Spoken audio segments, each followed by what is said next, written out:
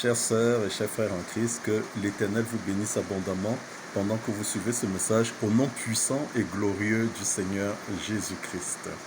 Aujourd'hui, nous rentrons dans le troisième chapitre de la série des enseignements dédiés à la grâce de Dieu.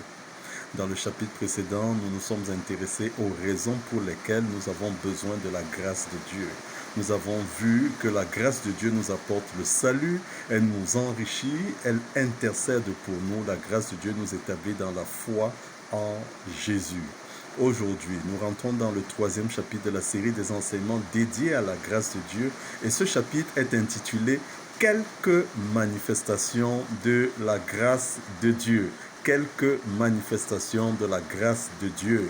L'apôtre Paul, s'adressant à Timothée, a écrit ce qui suit, qui nous a sauvés et nous a adressé une sainte vocation, non à cause de nos œuvres, mais selon son propre dessein et selon la grâce qui nous a été donnée en Jésus-Christ avant les temps éternels et qui a été manifestée maintenant par l'apparition de notre Sauveur Jésus-Christ, qui a détruit la mort et a mis en évidence la vie et l'immortalité par l'Évangile.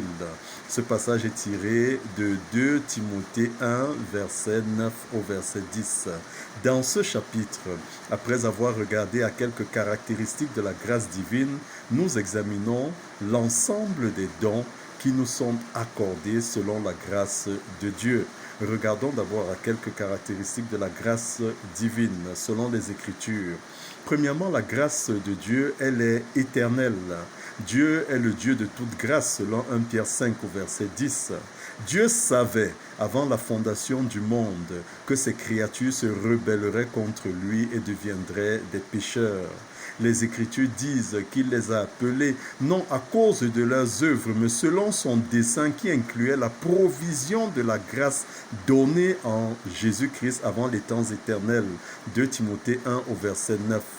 Au temps de l'Ancien Testament, les prophètes avaient aussi cette grâce, même si elle ne concernait que le peuple d'Israël. Les Écritures font allusion, n'est-ce pas, dans certains passages, aux faveurs envers David ou alors aux grâces associées à David. C'est selon les versions. C'est tiré de Ésaïe 55 au verset 3.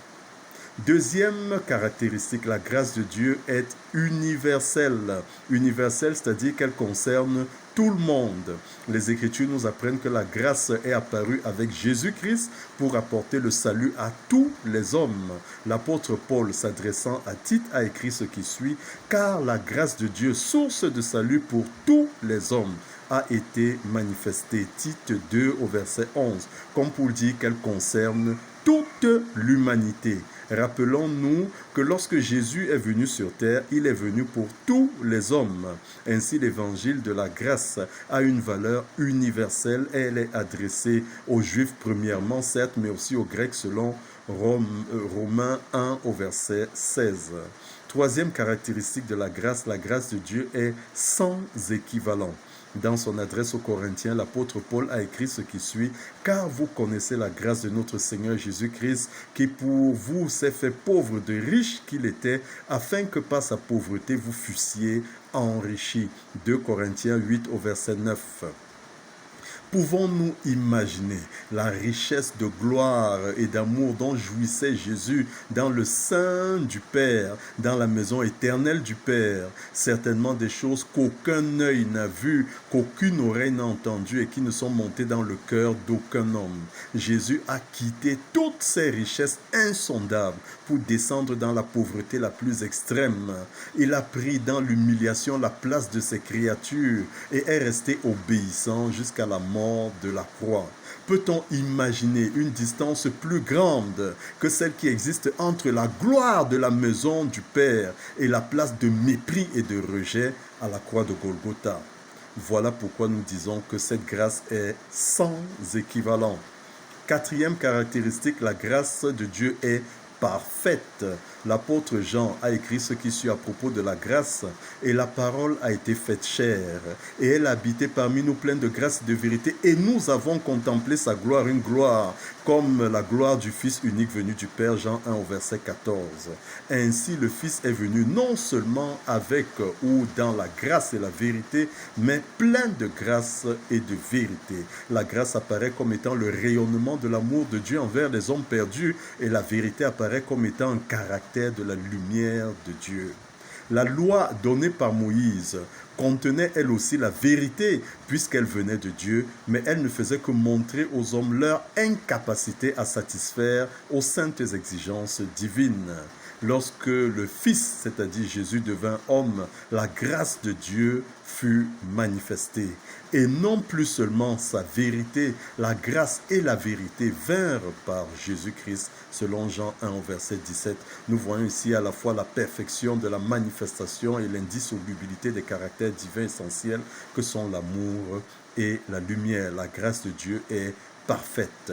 Regardons maintenant aux dons de la grâce, les dons de la grâce divine. L'apôtre Paul, s'adressant aux Romains, a écrit ce qui suit.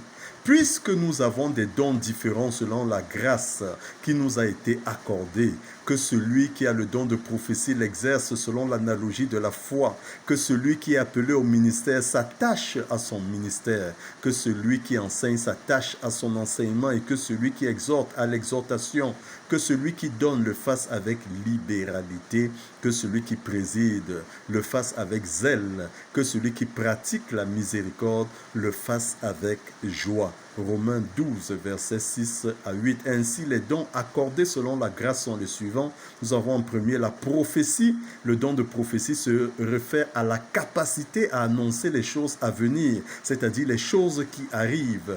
Une prophétie peut être définie comme étant un message inspiré par Dieu et une révélation. Les Écritures disent que c'est poussé par le Saint-Esprit que des hommes ont parlé de la part de Dieu.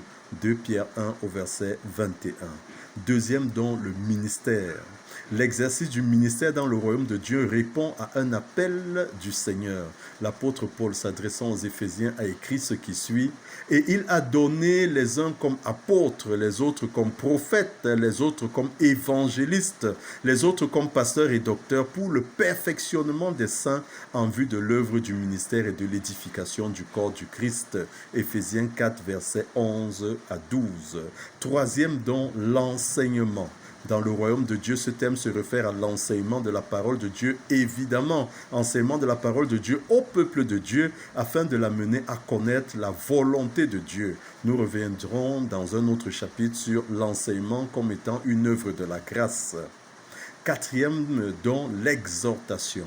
L'exhortation peut être définie comme étant la communication de paroles d'encouragement pour amener des personnes à évoluer dans un certain sens. Dans ce cadre, il s'agit d'amener des hommes et des femmes à se rapprocher davantage du Seigneur. Cinquième don, les libéralités. Les libéralités renvoient aux données, la distribution des ressources financières et ou matérielles, l'offre de son temps, de son énergie pour aider un frère, une sœur qui en a besoin. Un autre don, le gouvernement. Le gouvernement désigne dans ce cadre l'action de gouverner, de diriger, de présider. Rappelons-nous que l'élévation ne vient pas de l'Orient, ni de l'Occident, encore moins du désert. Elle vient de Dieu, selon le psaume 75, versets 7 à 8. Enfin, la pratique de la miséricorde.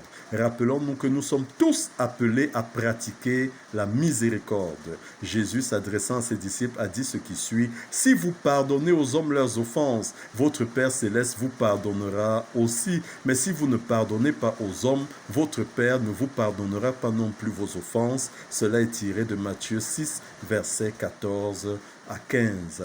Que l'Éternel nous accorde sa grâce et qu'elle se manifeste dans tous les compartiments de nos vies au nom puissant et glorieux du Seigneur Jésus-Christ. Excellente journée à toutes et à tous.